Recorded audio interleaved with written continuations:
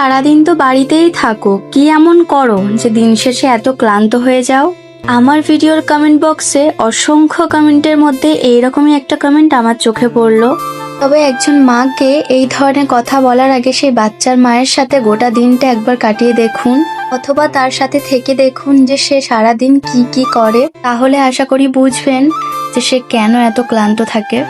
তো hello everyone, আবারও আমার একটা নতুন ভিডিওতে আপনাদের সবাইকে ওয়েলকাম। আশা করছি আপনারা যে যেখান থেকে আমার ভিডিও দেখছেন সবাই সুস্থ আছেন, ভালো আছেন, আর আমরাও বেশ ভালো আছি।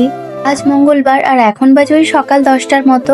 আর এদিকে সকাল সকাল আপনাদের ভাইয়া বাজার করেও পাঠিয়ে দিয়েছে। আর মাছের মধ্যে ছিল কাতলা মাছ আর পুঁটি মাছ। পুঁটি মাছগুলো কিন্তু খুব একটা ছোট ছিল না।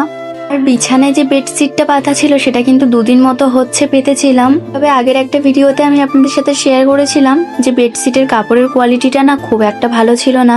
এই 2 দিন মতো আমাদের এখানে ভারী বৃষ্টি হয়েছে, যার কারণে ওয়েদারটাও ঠান্ডা ছিল আর ওই বেড কাভারে ঘুমানো গেছে। তবে সোমবার বিকালবেলা থেকেই আমাদের এদিকে বৃষ্টিটা একদম ধরে গেছে। আর আজ মঙ্গলবার সকালবেলা থেকেই প্রচন্ড পরিমাণে রৌদ্র উঠেছে, আর তার সাথে গরমটাও আছে, যার কারণে বিছানার বেড কাভারটা চেঞ্জ করে ফেললাম। আর এখন এই যে পিওর সুতির একটা বেড কাভার পেতেছি। তবে আমার বেশ কয়েকটা ভিডিওতে আপনারা বেড কাভারের লিঙ্ক চেয়েছেন, তবে কম প্রাইসের মধ্যে কটনের 2টো বেড কাভার অনেকদিন ধরেই উইশ লিস্ট করে রেখেছিলাম। তবে বেড কাভারগুলো এখনো আমার হাতে এসে পৌঁছায়নি, তো ডেলিভারি হওয়ার পর আমি অবশ্যই আপনাদের সাথে শেয়ার করে দেব। এখন বাজে ওই সকাল 10:30টার মতো, আর এর মাঝে মাম্মামও টিউশন থেকে বাড়িতে চলে এসেছে। সংসারের সমস্ত কাজকর্ম কমপ্লিট করে এখন একটু নিজেকে সময় দিচ্ছি। তবে এই 2-1 দিন বৃষ্টি হওয়ার কারণে ওয়েদারটা একটু ঠান্ডা থাকায় বেশ নিয়ম করে কিন্তু স্কিন কেয়ারটা করে গেছি। তবে এই সংসারের দায়িত্ব, সাথে বাচ্চার দায়িত্ব, এই দায়িত্বগুলো পালন করতে করতে আমরা অনেকে নিজের যত্ন নিতেই ভুলে যাই। তবে আমার প্রায় ভিডিওতে আমি এই কমেন্টগুলো পাই যে আপু, আমরা তো সংসার বাচ্চা সামলাতে সামলাতে নিজের যত্ন নিতেই ভুলে যাই, তুমি এক হাতে বাচ্চা সংসার সামলে কিভাবে ভিডিও করো প্রতিদিন। আমরা মায়েরা বোধ হয় নিজেদের ভালো রাখার চাবিকাঠিটা আলমারিতে লক করেই চাবিটা হারিয়ে ফেলি। সকালে ঘুম থেকে ওঠা থেকে শুরু করে আর রাতে সবার ঘুমাতে যাওয়া পর্যন্ত আমাদের গোটা দিনটা কেটে যায় বাচ্চার খাওয়া দাওয়া, সংসারের খুঁটিনাটি কাজের চারপাশে। দিন শেষে যখনই আয়নার সামনে দাঁড়াই তখন ক্লান্ত চোখের নিচের কালচে দাগগুলো দেখে মনে হয় আমি নামের মানুষটা কোথায় যেন হারিয়ে গেছে। বাচ্চা সামলানো আর সংসারের হাজারটা দায়িত্ব পালন করতে করতে আমরা নিজের যত্ন নেওয়ার কথাই ভুলে যাই। কিন্তু একটা পরিবার তখনই সুস্থ আর হাসি খুশি থাকে যখন একটা মা ভেতর থেকে ভালো থাকে।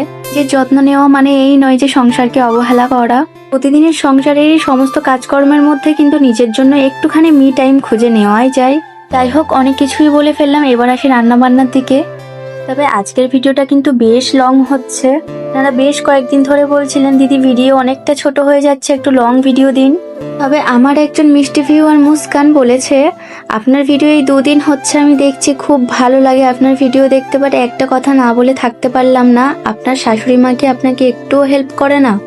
একদমই সেরকম নয়, আসলে আমি মাকে ভিডিওতে আনি না, যার কারণে হয়তো আপনারা দেখতে পান না। মায়ের যেহেতু বয়স হয়েছে, তো মাকে দিয়ে ঘর বাড়ি ঝাড়ু দেওয়া বা মোছানো যায় না, তো উনি যতটুকু পারেন ততটুকুই করেন। আর বলতে গেলে আমরা সেরকম কোনো জোরও করি না ওনাকে কাজ করার জন্য। তবে চলুন আজ দুপুরে কি কি রান্না বান্না করলাম সেগুলোই শেয়ার করা যাক। বাজার থেকে যে কাতলা মাছের পিসগুলো আনা হয়েছিল ওগুলোই ভালোভাবে ভেজে সবজি দিয়ে রান্না করা হচ্ছে, তার সাথে জিরে বাটা দিয়ে পুঁটি মাছের ঝাল। এখন বাজে ওই দুপুর 1টার মতো, আর আমার রান্না বান্নাও প্রায় শেষের দিকে। এই ছিল আজ দুপুরে রান্না বান্না।